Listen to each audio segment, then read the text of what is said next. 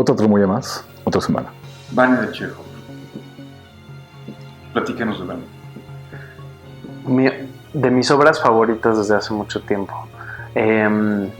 Conocí obviamente Chekhov en la escuela, pero realmente lo valoré en un viaje a Buenos Aires hace como 3 años, casi 3 años, en donde vi una versión muy libre del Tío Vania dirigida por Daniel Veronese que me voló la cabeza. Y ahí estaba un poco descubriendo también a Daniel Veronese. Yo, había visto Mujer soñando en caballos aquí, pues vi esa versión allá y pues esta cosa que hace Daniel y con el texto de Chekhov, pues me enloqueció, y entonces fue mi reencuentro con Chekhov, volver a leer toda su obra, y desde ahí ahí prometí que quería que mi primera obra fuera La Gaviota. Dije, la primera obra que dirija va a ser La Gaviota. Ese sueño no se cumplió, pero la voy a dirigir algún día. Entonces, por eso este proyecto se llama Antes de Vania, Proyecto Chekhov, porque es el plan y la idea dirigir La Gaviota, Las Tres Hermanas, y empezar con Vania, que fue este primer acercamiento. Pero entras con tubo.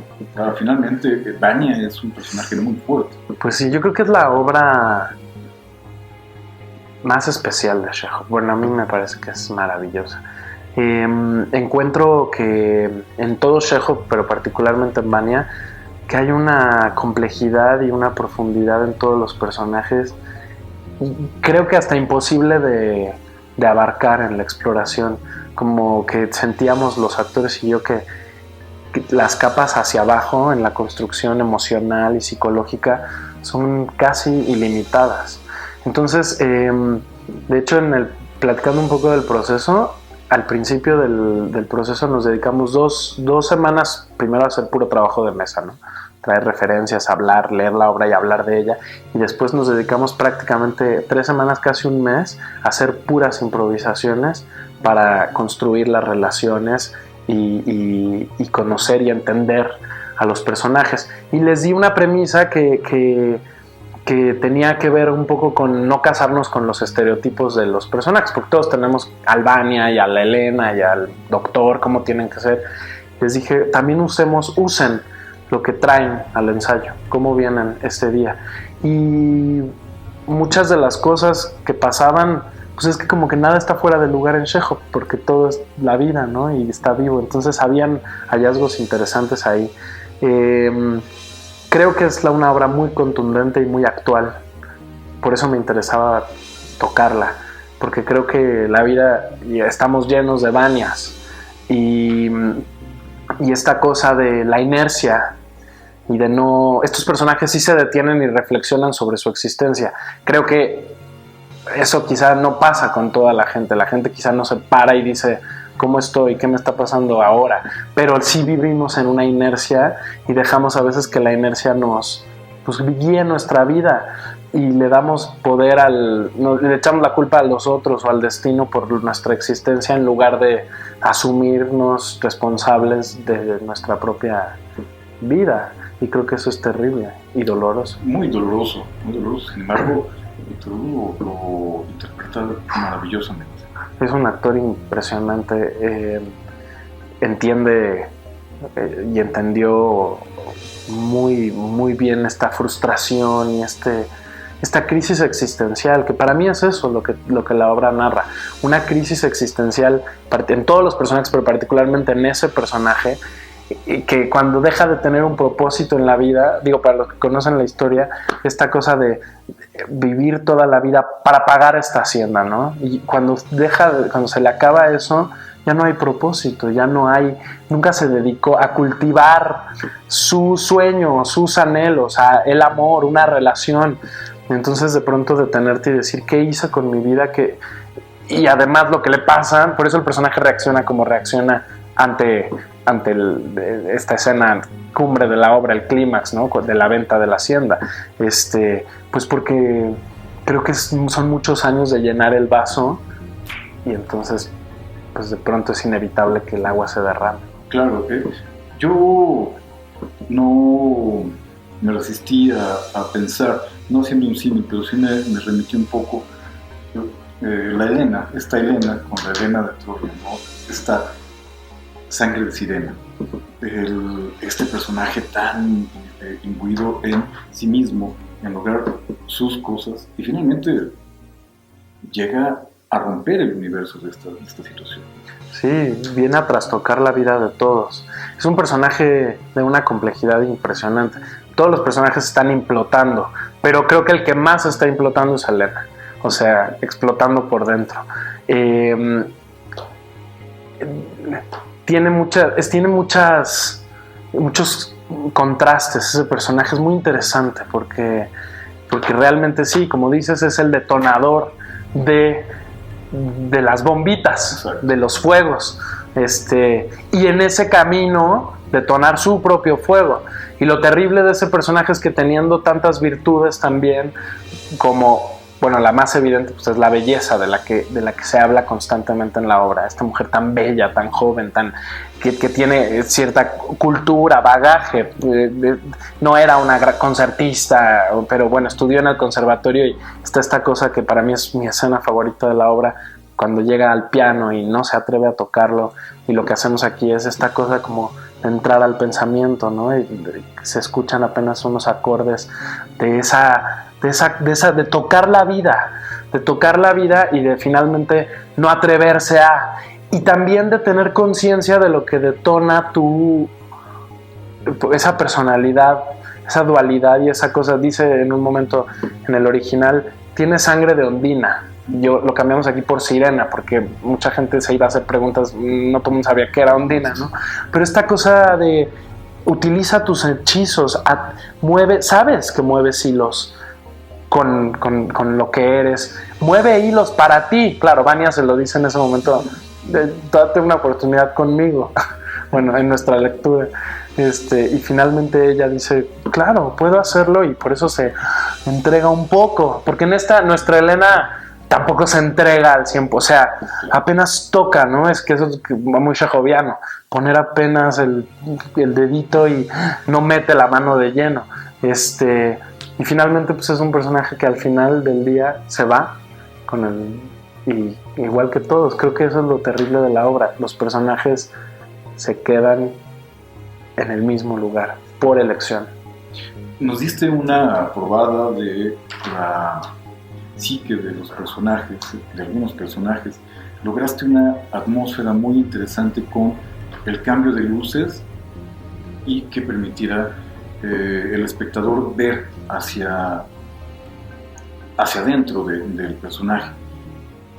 ¿Cómo se concibe esto? ¿Cómo lo logras? Porque yo no me lo esperaba de esta forma. No lo había planeado tampoco, nació en los ensayos, la idea, entre pláticas y cosas, y como finalmente esto que hablaba de las capas, yo quería enseñar un poco eso, bueno, en realidad surgió por lo siguiente. Creo que el gran protagonista de la obra y de todo el teatro de Chekhov es el paso del tiempo, la cualidad del paso del tiempo en los personajes y esta sensación. Y lo que quería nació esto, después se fue profundizando y fue apuntalándose de otra manera, pero nació también con esta sensación de lo que pasa en una fracción de segundo, como el momento en el que la nana es un espectador, porque eso es algo nuevo en la adaptación, eso no está en el original, que hayan personajes que son como espectadores de conflictos o conversaciones de otros. En este caso el personaje de la nana, que es como un personaje mueble, ¿no? Mueble de la casa. Ve que Vania está caminando hacia un abismo y tiene una opinión al respecto y quiere hacer algo y quiere decir algo, pero no le toca, no se atreve.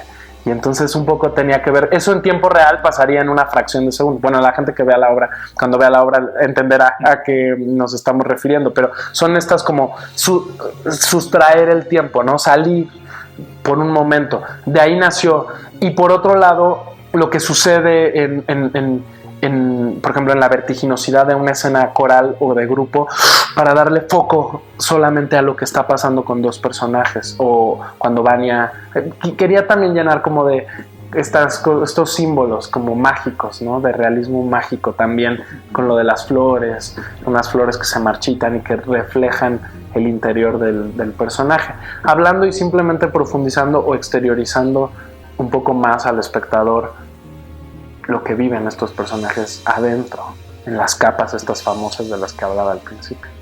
La nana es un personaje mueble. Sin embargo, pareciera que todo gira,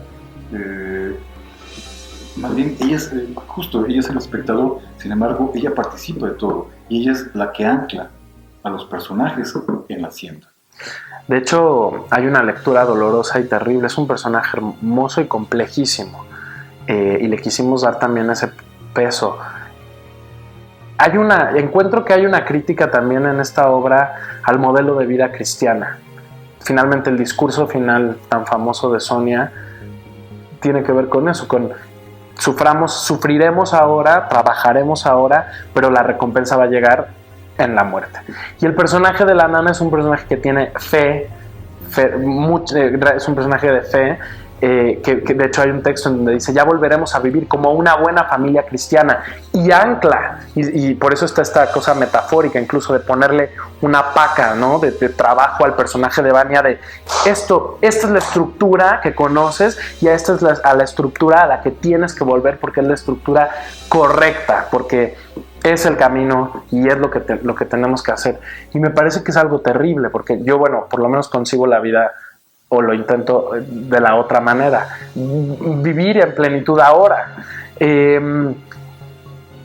un personaje que hace lo que cree que es correcto, y en ese caminar detona en los otros personajes, en Vania y en Sonia, pues que la inercia se mantenga. Al final del día eso es doloroso, ¿no? La última escena es como el inicio de la obra, o sea, todo vuelve a su lugar, todo seguirá igual, como dice un personaje por ahí. Y sin embargo, los picos que tiene la obra permite ver reflejada mucha de la vida moderna. No por nada es tan vigente esta situación. El profesor me parece un tipo tan fuera de la realidad y sin embargo tan cercano a algunas personas que conozco.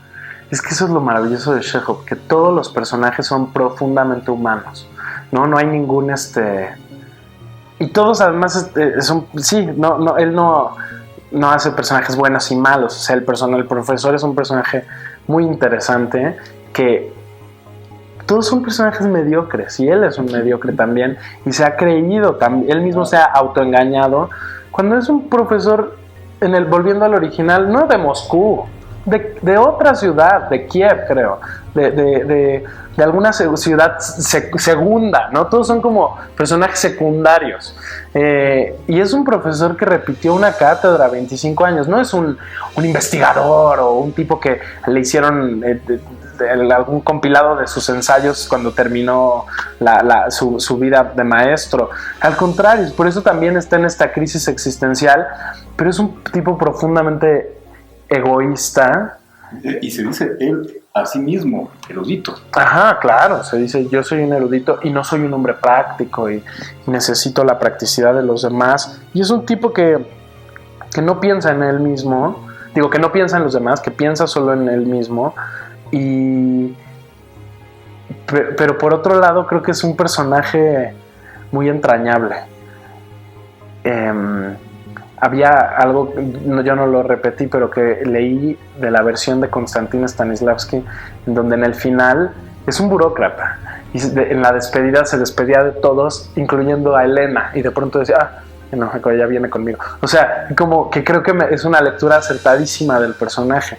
Es un tipo como un político, ¿no? Ensimismado, y vive como en una mecánica de formas y de cosas, y tiene una máscara de quién cree que es, pero en realidad adentro sabe que él no es eso, y también hay una profunda desolación y frustración en ese personaje, ¿no? Claro, finalmente quiere vender la hacienda para ya no tener que estar ahí, pero además para tener una ganancia totalmente ilusoria. Sí, creo que no, finalmente esto pasa con los personajes, no tienen sentido de vida, ninguno. Sonia no tiene sentido de sí mismo, pero... Y lo pierde en la obra, y lo pierde porque el amor frustrado. hay un momento que para mí es de los más dolorosos de la obra, que es cuando el doctor finalmente se va y después de unos segundos ella se levanta y va detrás y ni siquiera lo alcanza. Y si lo alcanzara tampoco pasaría nada, porque quizá no diría nada, o el doctor claramente está en otra cosa, no. Pero por eso es tan doloroso ese personaje, que el más joven del grupo, tiene apenas 20 y tantos años, 20, termina con el monólogo, con ese monólogo, que es un monólogo que si se lo escucháramos a la nana, o a la madre, o a Vania, incluso sería menos terrible. Es terrible, porque en cualquier edad, yo creo que cualquier persona tiene la oportunidad de agarrar y asumir su propia existencia, pero que la más joven de ese grupo diga el monólogo final, me parece que le quita toda esperanza a la obra. Ahora, la obra, ¿no? Los personajes, esa es la tragedia chejoviana, se quedan ahí, pero esperemos que al espectador le genere una pregunta con su propia vida y diga, ¿y yo dónde estoy parado y qué estoy haciendo con mi vida? Esperemos. Bueno, Chekhov, Vania, ¿dónde se presenta? Foro Shakespeare, viernes a domingo, viernes a las 8:30, sábados 7 y 9 y domingos a las 6 en el Foro Shakespeare. Nos quedan 6 semanas únicamente. Yo soy Enrique León. Hasta la próxima.